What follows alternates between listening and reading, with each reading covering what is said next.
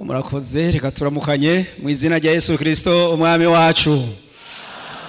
Mana irakoze, duherukana hano hari ku ruhimbi niho nasaba intasho bari bantumye mu Kamenge, niyo nari nagiye gufasha uruhimbi mu mirango. None abantu bene data bahariya bose bararamvuye ibiganza bibiri barambwira ninashika mu Nyakabiga ze nta nk'intasho zawe, none murazakiriye? Mani bahezagire. Ndafise n'intasho z'amashengero atandukanye aho narindi mu rugendo muri Afrika y'Epfo, barantuma intasho bene data bo dusangiye urugendo, amashengero y'iwacu dufatanije hariya. None barambwiye ninashika hano ze ndambura ikiganza ndabaramutse, none mwakira intasho mu izina rya Yesu. Amina. Imana irakoze, reka dusangira amajambo y'Imana. Ni vyiza, turi mu munsi mukuru mwiza, ubutumwa bwiza bwa Yesu Kristo ko bwanditswe na Yohana igice ca 19. Tuca dufatanya na Mariko igice ca 15. Ubutumwa bwiza bwa Yesu Kristo uko bwanditswe na Yohana, turasoma mu gice ca 19 umurongo wa 38. Yosefu aja guhamba Yesu. Hanyuma y'ivyo Yosefu umunyarimayo yari umwigishwa wa Yesu, ariko hehe? Umwigisho wa hehe? Wo mu mpisho. Kubwo gutinya nde? Abayuda yaka Pilato ikiziga ca Yesu ngo akijane. Pilato aremera, nuko araza ajana ikiziga ciwe. 39. Kandi haza na Nikodemu yaza kuri Yesu ryari mwijoro ubwa mbere, azana ikivange c'isenga n'imbazi n'ibiro 50. Nuko babira ikiziga ca Yesu bakizingira mu mpuzu zera derere, hamwe n'ivyo bimota neza nk'uko umugenzo w'Abayuda wo guhamba ruri. Kandi aho hantu yahambwe hari itongo, kandi muri iryo tongo hari imva nsha itarahambwamwo n'umuntu. Aho niho bahamvye Yesu, kuko wari umunsi wo kwitegurira kw'Abayuda, kandi iyo mva ikaba hafi. Imana nihabwa icubahiro. Reka dusubire dusome muri Mariko 15 umurongo wa 42. Bugorovye kuri wa munsi yo kwitegurira, niwo munsi utangurira isabato, haza Yosefu w'Irimatayo umunyekombe w'icubahiro, kandi nawe yarareretse ubwami bw'Imana. Ararinduka aja kuri Pilato asaba ikiziga ca Yesu. Ariko Pilato biramutangaza ko yoba amaze gupfa.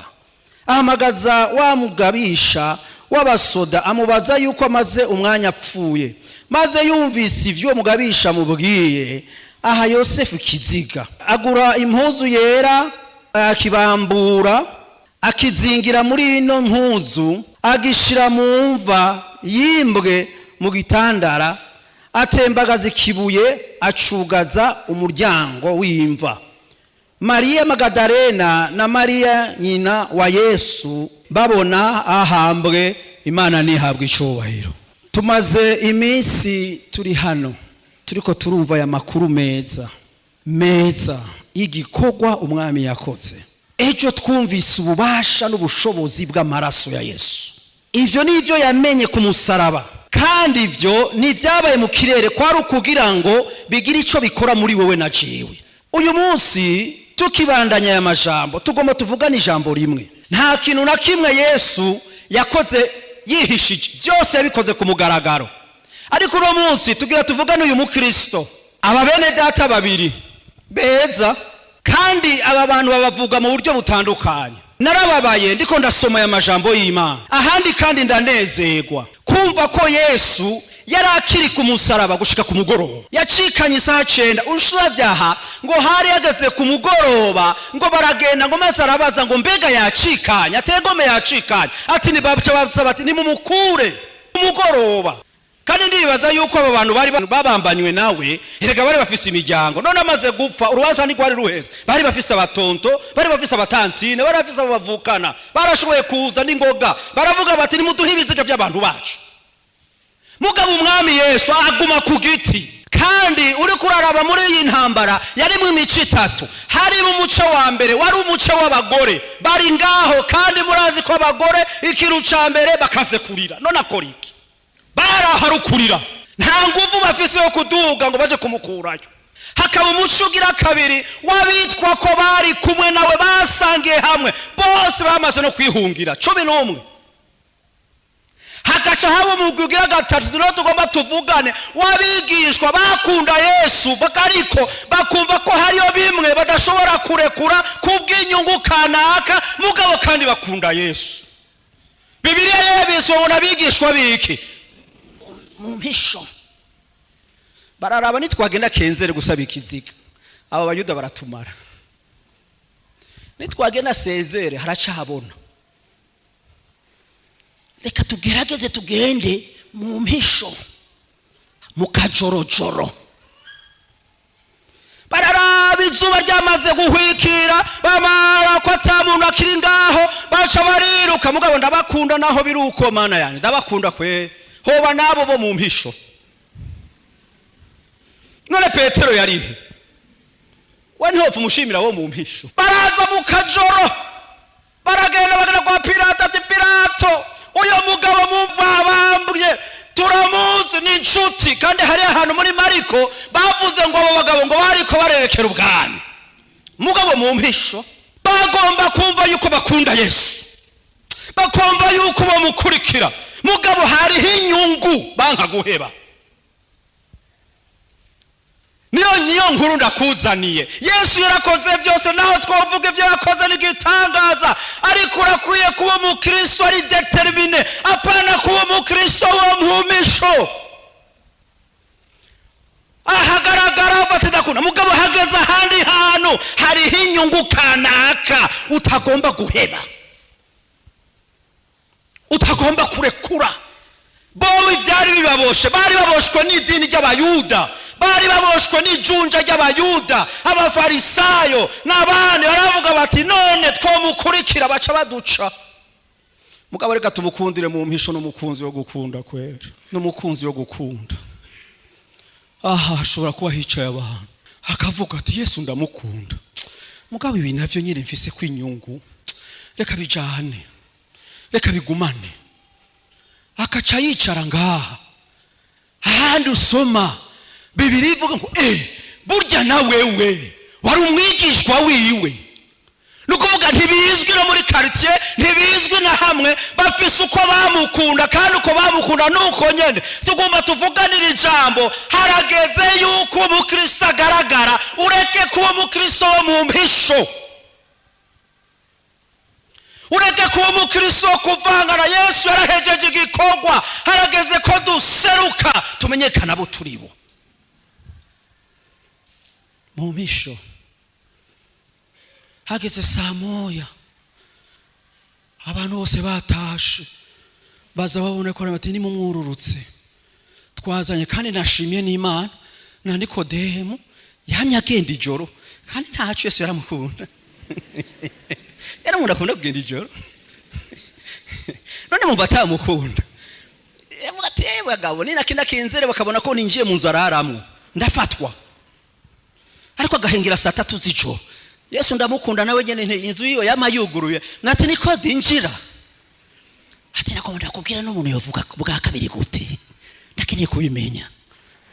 N'uwo munsi yaraserutse, Imana ishimwe, nawe nyene yarimwo mwijoro. Ati yemwe nawe habuze umukurayo, cewe ndagiye tubisabe mu mpisho n'uyu mugabo.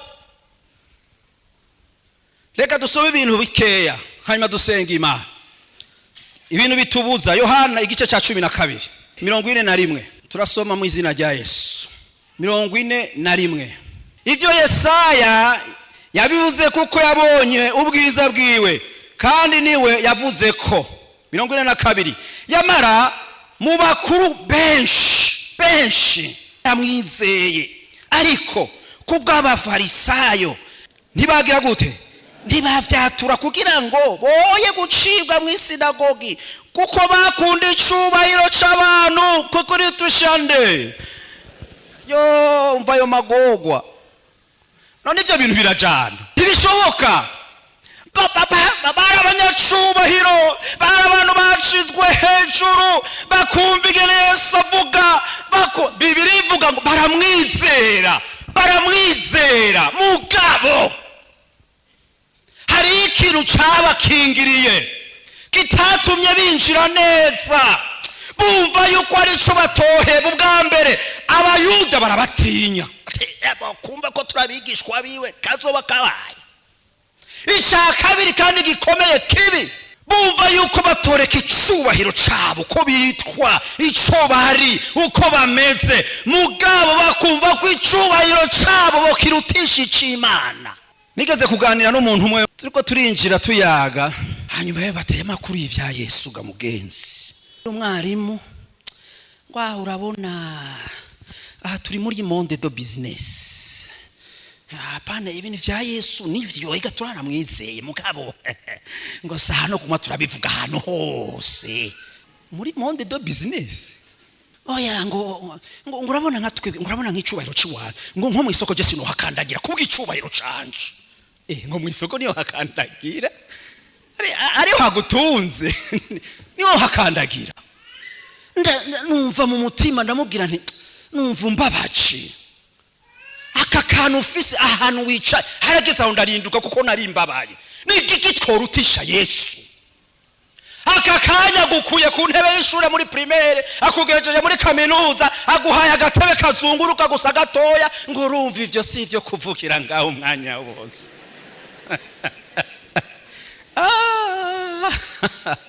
urazungurutse rero, no mwisoko uratanguye kuyihakana, wahagenda atakamba mbiri. icubahiro cabo bakagomba gukirutisha ic'Imana. ayo n'amagogwa, kandi abona abakristo ashobora kuko yaja ku ruhimbi nta bamutaramuye, uyo n'umukristo kabisa, kandi avuga ivy'Imana, mugabo agakubwira hari ahantu bashika mu cubahiro canje, hari ahantu umuntu yiyubaka akumva yuko ivyo afise yo birutisha Imana. Imana taco bivugana. niko babaye aba bantu, bumva ko Yesu avuga neza, bumva ko Yesu abohora, bumva ko Yesu akiza, ariko bakavuga ati hari ivyo twubatse ntibibomoka. n'ijambo ryanteye ubwoba, bakunda icubahiro cabo gukirutisha ic'Imana. nawe Yesu yavuze ngo umuntu wese azonyihakana imbere y'abantu, nanje imbere ya Data sinzomwemera. none bimaze iki kwemerwa n'abantu? uyu munsi na nyantebe izunguruka ntayo nkimubonamo. mu bene Data, ibi bintu turiko turavuga, ibi bintu umwami yakoze birakwiye kugira impact mu bugingo bwawe, birakwiye kugira ikintu bihindura mu bugingo bwanje. hari igihe ntangara nshitse mu biro zimwe vy'amakristo, ndi umupastori kandi nawe nari kuba ntewe, ariko ndi mwene so, ukamusanga mu kabiro kamwe kiwe gatoya. erega Bibiliya iravuga ngo mugirire bose neza, mugabo ngo cyane cyane nta cyaha kirimwo. none ubonye umuvuga butumwa ubuzi yondi, mugabo ugaca umubona aragaye mu ntebe, kandi ariko arakubona ko uhagaze utumbereyewe, kandi ariko arabona yuko aho wasize bari bagukeneye, akadosi uje kumusaba karoroshe cyangwa karagumye, naho kuvuga ati muntu w'Imana nyihanganira gatondari, akaca kwicarika ngaho iminota 45 kuko umusanze mu bwami bwiwe. muraza hatubasaba nimudusanga natwe mu bwama netubakira, hari watugarako nibasanga nuko magaze hariya ntasha ati mwana uje navuze ikibazo tudusubira inyuma kwera ntangorane. nta bwami bwo kugaramo buriho, hose igikorwa Imana yaguhaye gikore neza, fasha neza nicyo umwami yaduhamagariye. hari ibi bintu rero by'ubwami, hari ibi bintu biba mu bantu byananiye ko bibavamwo, bakabona ko icubahiro cabo kirutisha Imana. nta wundi wo gushigwa hejuru, ni Kristo wenyene. niwe yatugize uko tungana gutya, naho twoja mu ijuru tungana gutya mu isi yose twari kuba duhiriwe tutagiye muri Gehinomu. abo rero icubahiro, amashure, ivyo umuntu yize, amafaranga, sinzi bitandukanye bishobora kuba vyakubaye imbere, ukumva yuko ukunda Yesu, ariko ivyo bintu ntibicana. Imana ikwiye kugisambura umuntu asanzwe. urazi sekre yo kuba mukuru nuko ukorera abandi. nujya mukozi nyene usuzugura. Arigiye tugendana n'umukozi biwanga aguma ikicara imbere aha twicarane hamwe tujane kuko uri mwene data. Bana byo kugara gwicara inyuma niki. Na hantu utahicara ni mabuja, ariko mabuja atari hari urashobora kuhicara. Ariko hari abantu bashizeho ibintu, ibyo bintu birakwiye kubomoka. Ushaka kuba mukuru, ushaka kuruta abandi, genda munsi ukorera abandi. Iyo ni kode y'ijuru ntuzoyihindura naho ushaka kuguma. Bibiliya iratubwira ko twubaha abaganza, sivyo? Mugabo wewe hari umupagana ari hanze cyangwa ari umuntu ataramenya Imana ari hanze, dushobora guhura kandi tukaganira, kandi abona ko n'abapagani baranubaha abantu b'Imana. Uje ukavuga ati n'umukozi w'Imana kandi atazi Imana, arahaguruka agakora umukozi w'Imana, gira ndagufashe, akumva kwe kugukorera. Ikigira kabiri, reka dusome uyu nawe Luka 22 ku murongo wa 56. Incoreke ibibona yicaye ahabona, imwitegereje iravuga iti n'uyu yari kumwe nawe arayihakana. Eteka nyina wanje sindanamuzi. Hasigaye akanya gato undi aramubona, aramubwira ati nawe nyene uri uwo muri bo. Petero aramwishura ateka wa muntu si jewe.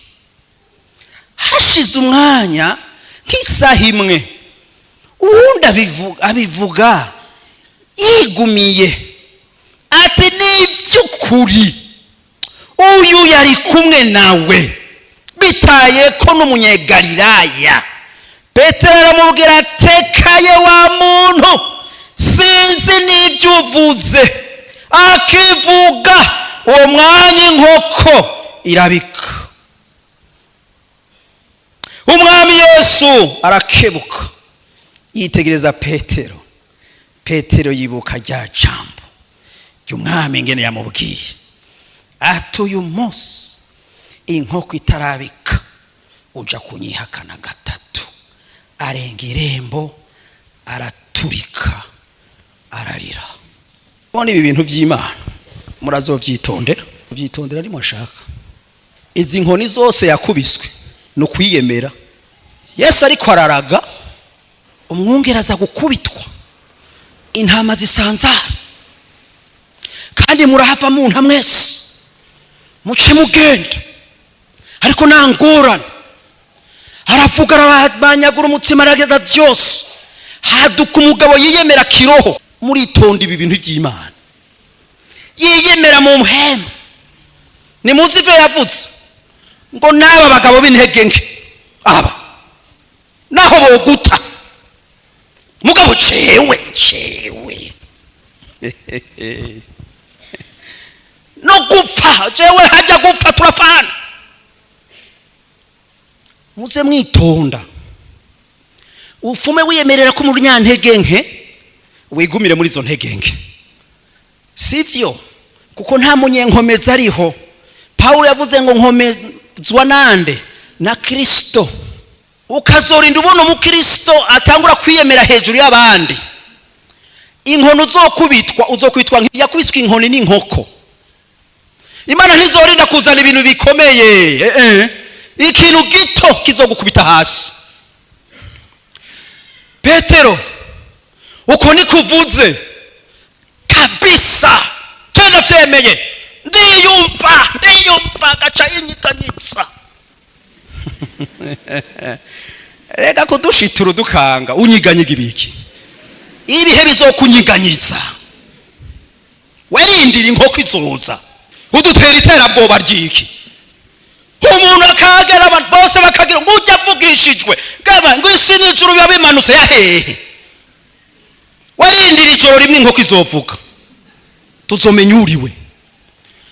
Yesu rero kuko ari Imana ivuga ngo irinde ijambo ryayo kugira ngo irishitse, iramubwira ati Petero nagomba ndakubwira ko atari kera wewe hari ikintu kiza kukubako kubera ingene igwesoza, kubera hari ibintu muri wewe mbora bidatunganya, hari ikintu kiza kukubako kitaza kuba ku bandi. Inkoko itarabika gatatu wewe uhavunyihakana. Bibiliya ngo naharasubira ari sivya.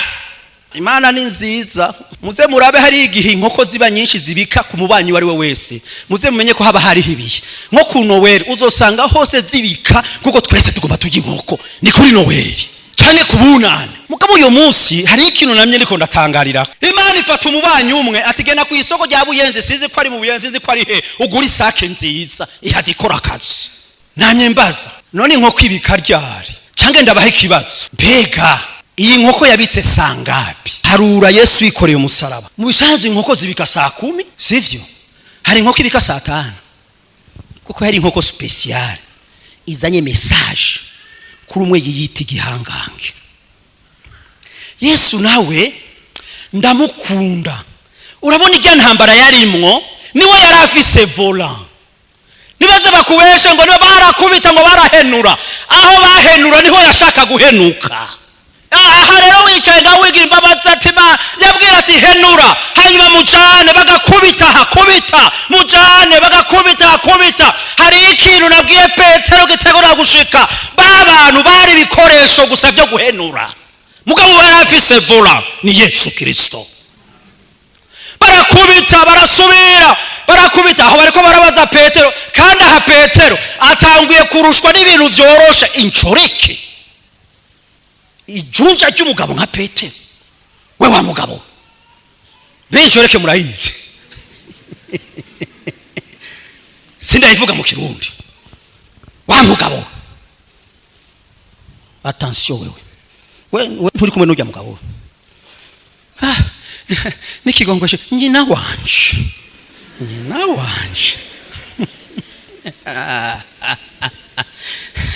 nyina wanje. Uyo mugabo nkaba ndamuzi, nukuri nkaba ndakubesha ntawenzi. Sawa, urarenza umupaka wa mbere. Aricara yaguma ariko aradobera aho nyene mu gicaniro, atacanye, badasangiye no kwizera, badasangiye no gusenga, nico gicaniro yicayemo. Umupaka ugira kabiri, wowe ntaco Bibiliya yamuvuzeko. Wa mugabo je ndakubona wewe, cyome ngo twigeze guhura muri quartier, wewe uri imbere yiwe ari uri protocole mukuru, aho urashobora guhakana ko utamuzwe. Mugenzi nivyo uri kuravuga niyo langage sindayumva.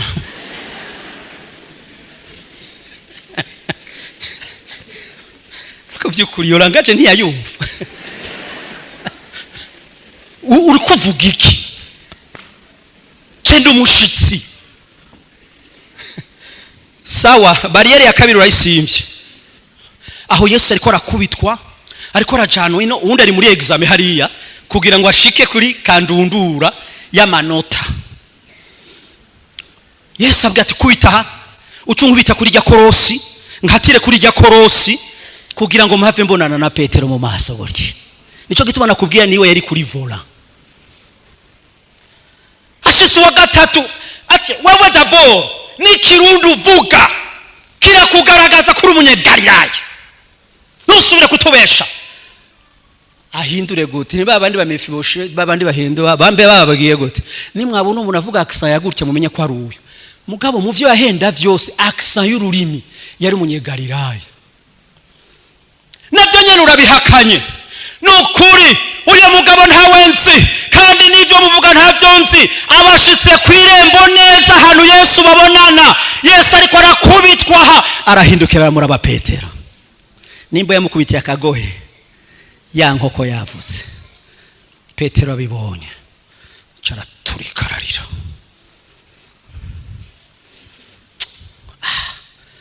Acarava ku gicaniro. Bibiliya ivuga ngo ariruka. Hakintu na kimwe Imana ivuga ku bugingo bwawe no ku bugingo bwanje idashobora kukigumya mu kiganza cayo. hari igihe dushika mu bintu tugashika mu bihe kanaka, kandi ico gihe turakivise ko ibintu bikomeye bitugora. Namwe mbona abantu kenshi tuko turagenda dushitse ahantu, ubona abantu ageze ahantu mu bitaro, ageze ahantu agira sozere, mugaba abantu bagaca baza gutera deko. Nta kintu na kimwe gishobora kudushikira Imana yo mwijuru itakirekuye. Humura, umaze senkanda none yo wicunga. Mugaba hageze ko Imana ivuga ijambo ikavuga ati ubu harageze uyu muntu agira gende, mugasha mutangura kuyishoza. Mana muri Yesaya haravuga ngo 38 wongeye iminsi Hezekiya. Reka ayo n'amatakira ngoyi, ibintu vyo kukuremesha ngo urarema ariko uragenda tu ugumurema gute? Guma hamwe, ico Imana yatuvuze ko izogishitsa, si Imana ibesha. Petero amaze kubibona yari afise umutima umwe, uyu naramwiyumviriye ko, uyu naramubonye, ndabira umuntu nka Petero yigeze kwibona. Burya hariyo kubona Yesu no kumubona mu bumana bwiwe. Petero yabonye Yesu mu bumana bwiwe, atuze ku musozi, bibiri ivuga ngo muremure, bahagaze hariya bicaye, hanyuma batangura kubona arakayangana, barabona ko akayangana. Petero ko akunda kuvuga, burya no mwijuru Imana ya mwijuru ngira Imana izoturinda ico kintu. Ariko arabona, atangura kubona ngo ndabona Mose, ndabona Eliya, nico cari kibajanye. Ninguko Imana yamubwiye ati hora, sico kibaduganye, umva ikibaduganye, bumva ijwi rivuye mu ijuru, nguyu umwana wanje nkunda akampimbara, nimumwumvire. Puf, niyo mission, nico twahawe. Ivyo vyose vyabaye mu maso yiwe, ariko hageze ahantu nukuri nkaba ndamuzi uyu mugabo. Kumva yuko uri umukristo ariko ukabubangikanije ibindi ruhande, naho biguteye wumva ko ucumureka, wumva ko ataco bimaze, ubwo bukristo turakwiye kubuvamwo.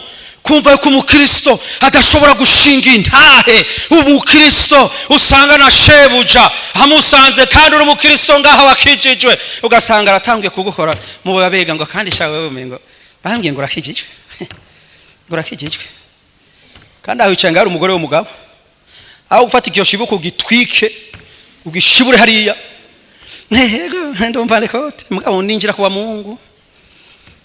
Shetani ataho ndakubonye nta ntayi kirashingwa, ati kubera iki? Aravuga ninashwina uku kuboko akazinda kaburi ninashinga intaha, yemwe ibintu biracika. Narakunze umugore umwe, narumvise intahe yiwe, nimwashaka muze tuvuga ukuri. Umushefu wiwe arapagani bitwaza ivyo, namwe nimutitwaza Yesu Kristo muzima barabatwara nyine. Amushikira ati ngo kandi urazi ku iposita je nayo gushizeko, ati wewe ni wowe wayishizeko, nayishizweko na Kristo. Abo na Kristo? Ati nukuri nkakubesha ko atari Kristo yayishizeko. Aha ndiyo kuri service y'Imana, kandi na leta nkorera ndayikorere mu kuri no mu rukundo. Ngo ngiye kukwereka yuko aje nahagushiza. Ati kabisa, fise Yesu muzima mvuga, fise Yesu muzima yabambwe, nta kintu na kimwe mwisi kishobora kunshika ko atari wakirekuye. Ndagushingiye naye ko n'umukristo ariko araja mu ijuru. Ateje uzobona ingene nzogukorora akaziba n'umushefu ndagusumba. Tumurakoze ashitse mu cumba, tege wa Mana mbe ega ntumara amazi haje nobonye ko niyahuye. Samuja mu cumba mwishuze, erega haje nabaye muyini yahuye, kandi haje akazi karashobora kuba kahetse mugabo ntaco. None iyo ndamurekeregare kumfata, bukeye hahetse indwi ariko ararondera ibibanza ingene akubita hazi, aza yumva yindi dekre ibaye nome n'umukuru ari hejuru yuko abaye umukuru wa service acatwara na ubya mugabo. None utinyiki haciye ni mwaramutse shaka uvuge buhoro. Je suis ton chef. Hari gihure kuri na shetani kubera bikunane gushinga intahe ugashika hagiye cha fraude ubu Kristo bukaja mu mufuko fraude igacitango ugashika igihe cha fiançaye hawo kubwira ukuri mugenzawe turi ngezi zija mu ijuru ntukankoreko ndiko ndaja mu ijuru ariko ukacata ninamureka acampeba none waye mu Kristo wo mu ijoro gushika ryari ukumva ko hari ibintu kanaka udashobora guheba udashobora kurekura kuko uvuga ati rirawe murekura kazoba gahetse bizoba bipfuye shinga intahe umukristo yavuze ndi umukristo nzokwama ndi umukristo igikorwa Yesu yakoze ku musaraba caraheze kandi ubu turiko turaga ivyama vyavyo umukristo agaragara pana ku umukristo anyegejwe umukristo hagararira ijambo umukristo avuga ukuri.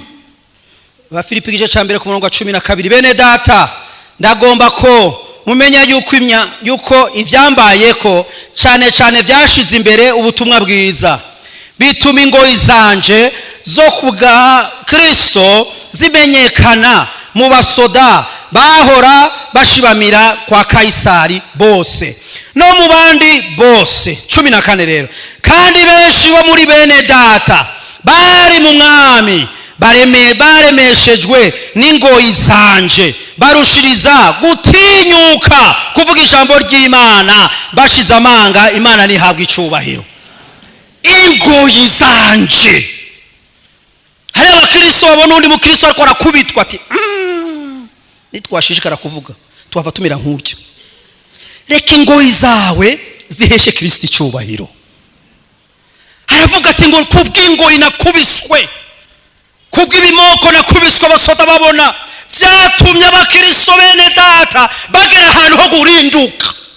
Baravuga rero twebwe zijya ngoyi za Paulo turazikomba nukuvuga ko bari banyegejwe ahantu bavuga ati turabakristo mugabo tugume tunyegeye tuzobwira umwe oduhambije ariko tudahambije tubireke mugabo baza babona undi mukozi w'Imana Paulo avuga ijambo agakubitwa muri zijya ngoyi muri kujya dutukwa kubwa Kristo honyene niho hari impera.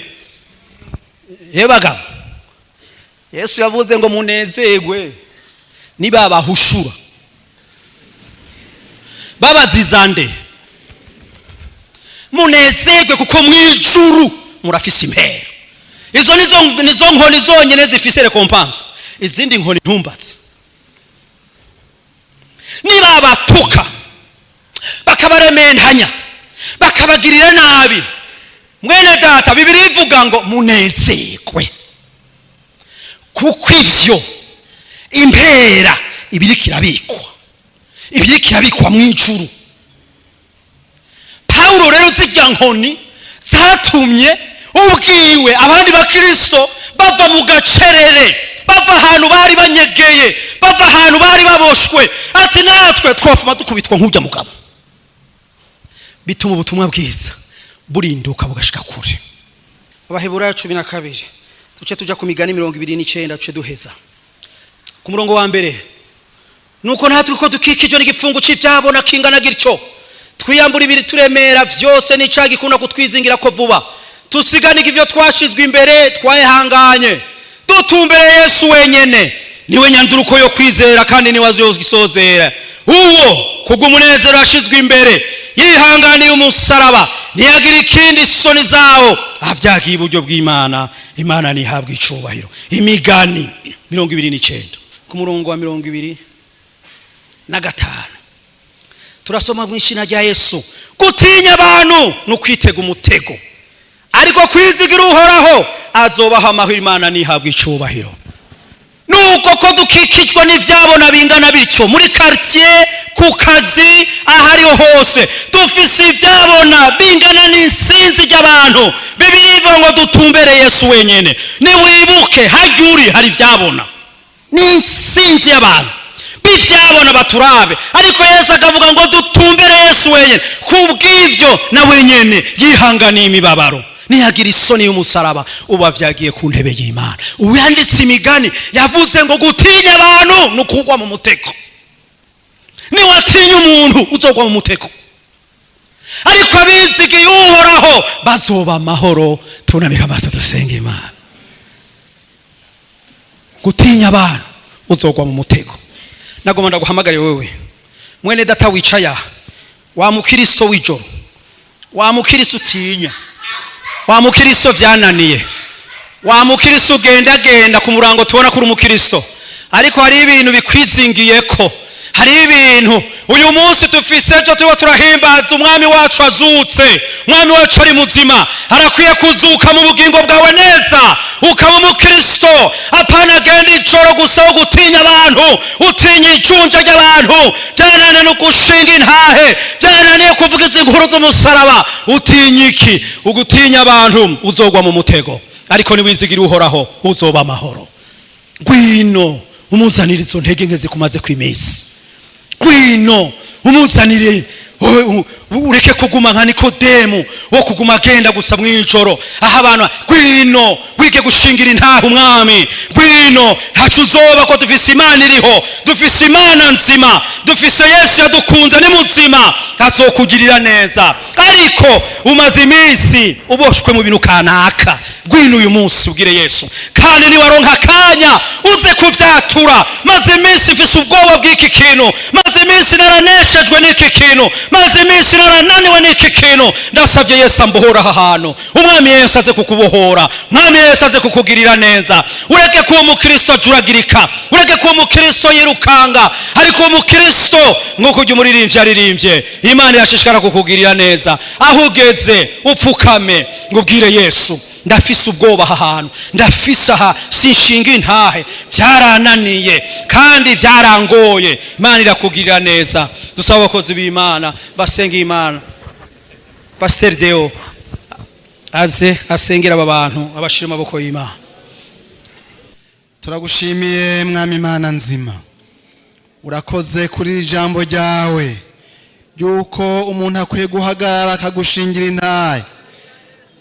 Nta kwihakana imbere y'abantu, ntatinya abantu, ko nawe uzodushingira intahe kuri wa munsi. Uzoshingira intahe bakwizeye, abahevye inyungu zabo kugira ngo baronke agakiza, bakagushingira intahe mwami imbere y'abantu. Abantu bagaragaje ico bizera, bakagendera mu muco, bagahagarara mu kuri, bagahagarara mu ijambo ryawe bakarishingira intahe, bagahagararira agakiza, bakerekana ico bakiriye mu mitima yabo. Turagushimiye kuri aba bose bari imbere yawe, ubagire neza kuko bashinze intahe nziza yuko bagomba kukwaturira intege nke, bagomba kukwaturira ibyabagoye, bagomba kukwaturira ibyabatsinze. Ariko mwami baronka umunezero kuko uyu munsi n'umunsi ukongera kubona mu nyonga hawe, n'umunsi ukongera gutumbera wewe Yesu wenyene. Wabaye icitegererezo, ugaca mu mibabaro kukihangana. None mwami wagiye neza, ubambura ibibizingiriye ko Mana, ubahindure rwose, ubeze amaraso yawe abeze, bagende bashima ko bahuye n'umwami w'ubugingo, ko bamutumbereye kandi akabakira, ko nuhinda na rimwe uje kuri wewe. Turagushimiye ku buntu bwinshi ugira, ndabisabye mu izina ryawe ryera Yesu Kristo, amen. Bagipfukamye tuguma dusengera abagwayi. Shobora kuba uri ngaho ufise umutwaro cyangwa uragwaye, haguruka. Yesu Kristo uko yararejo uyu munsi niko ari ntahinduka. Bibiliya iratubwira ko mu mishishago yiwe niho twaronse gukira. Yarakubiswe kugira ngo twebwe uyu munsi muri zijya nkoni tushobore gukira, dushobore kubona Imana. Mana, turagushimiye, turagukengurukiye mu izina rya Yesu Kristo mwami. Tugushimiye kuri muzima, turiko tuvuga Imana nzima, turiko tuvuga Imana ikora, turiko tuvuga Imana izotujana, turiko tuvuga Imana yaturemye, turiko tuvuga Imana ituzi. Wavuze ngo n'imishatsi iri ku mitwe yanyu iharuye ndayizi. Nicyo gituma mwami no mu ngwara zacu no mu bitubabaje mu mibiri Mana urabizi. None mu izina rya Yesu Kristo turasenze Imana, turasengeye aba bantu, turasengeye aba bantu mu izina rya Yesu Kristo. Ukuboko kwawe Mana kugendagenda ahantu, ukuboko kwawe Mana kugendagenda ahantu, ukuboko kwawe Mana kugendagenda ahantu. Genda uvuga inkuru yo gukiza, genda uvuga inkuru yo gukiza, genda uvuga inkuru yo gukiza mu izina rya Yesu Kristo. Turasavye ubushobozi bwawe Mana nibugendagenda ahantu Mana, turasavye ubushobozi bwawe Mana nibugendagenda ahantu Mana mu izina rya Yesu Kristo. Bugende bukiza, bugende bukiza, bugende bubohora, bugende bukiza mu izina rya Yesu. Mana ubagirire neza nyakubahwa, uzobukoze mwami. N'ababandi bafise imitwaro bameze nka Ana barira imbere y'Imana, barira bari mu ishengero Mana yo mw'ijuru mu izina rya Yesu. Turasenze Imana, Mana ubagirire neza baze bagaruka ikindi gihe. Ana yaragarutse afise indirimbo nsha ati ndi wa wundi ariko ararira imbere y'Imana, none Imana yarangiriye neza. Nabo baze bagaruke mwami. Turi babandi twariko turarira, turi babandi twariko turishuza, turi babandi twariko turabaza, none tugarukanye ishimwe. Mana ndagushimiye abo tuhora tubona bagaruka bakavuga ati tuzanye ishimwe. Imana yaratwishuye, Imana yaradukoreye ibitangaza, twarabonye Imana, natwe tuze tugushime. Urakoze kuri Imana yishura, kandi urakoze kubagiriye neza. Icubahiro nikibi cawe, ni mu izina rya Yesu Kristo mwami tubasengeye, amena. Nuko abumvise amajambo mukayakira, Imana ibahezagire.